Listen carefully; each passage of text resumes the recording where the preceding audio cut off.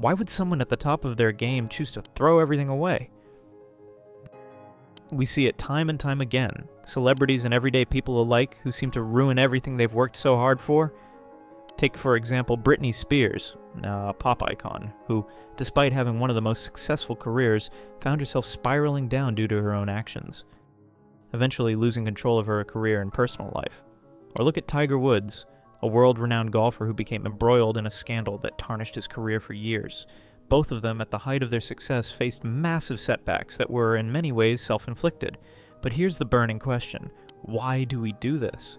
Why do we self-sabotage, especially when things are going well? Why do we destroy the very things that we worked so hard to build? What if the issue isn't just about failure, but the fear of success itself? In this video, we're going to dive deep into the psychology of self-sabotage. We'll look at the hidden causes behind why we hold ourselves back, even when we're on the verge of achieving greatness.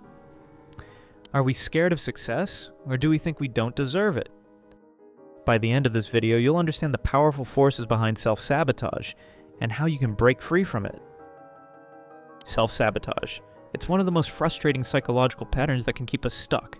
Whether it's procrastinating on that big project, ruining a relationship, or avoiding new opportunities, self-sabotage shows up in many forms, often when we least expect it. But why do we actively choose to hurt ourselves? Why, when things are going well, do we make choices that derail our own happiness and success? Or why do we hold ourselves back even before we've even started?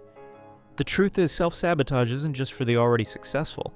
It's a pattern that can strike anyone, whether you're just starting a project, trying to climb the career ladder, or even struggling to maintain your personal well-being.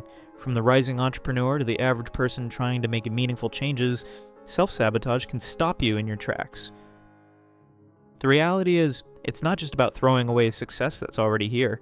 It's about preventing success from ever happening in the first place. In this video, we'll unpack the root causes of self-sabotage, break down the psychology behind it, and look at real-life examples of famous individuals who've been trapped by this cycle. We'll also explore how to overcome it and take back control of our success. Imagine you're on the verge of reaching your dreams, whether it's getting that promotion, starting a successful business, or landing the love of your life, and then suddenly you do something that pushes it all away. Why would you do that? This is what psychologists call the fear of success.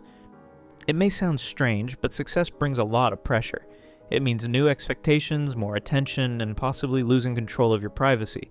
For example, Britney Spears, and once a global pop sensation, suffered from an intense pressure to maintain perfection in the public eye.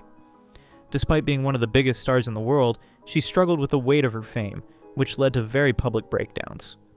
Spears' self-sabotage wasn't about the fear of failure, but rather the overwhelming anxiety of success, and what it demanded of her.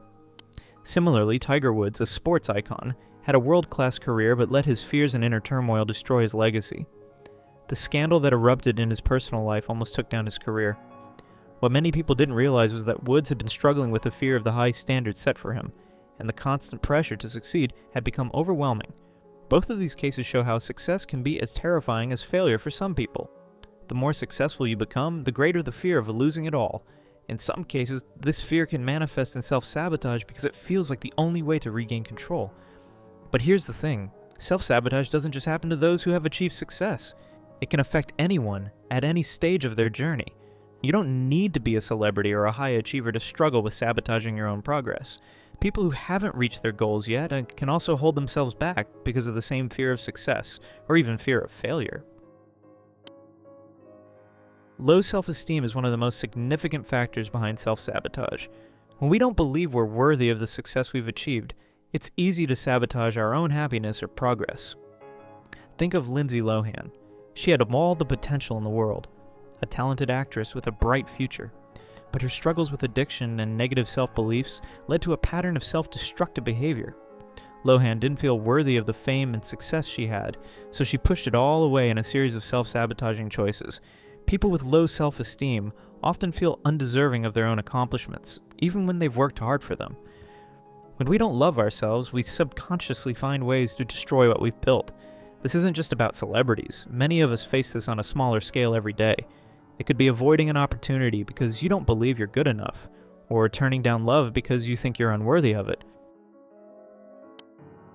Some of the most damaging causes of self-sabotage come from our past.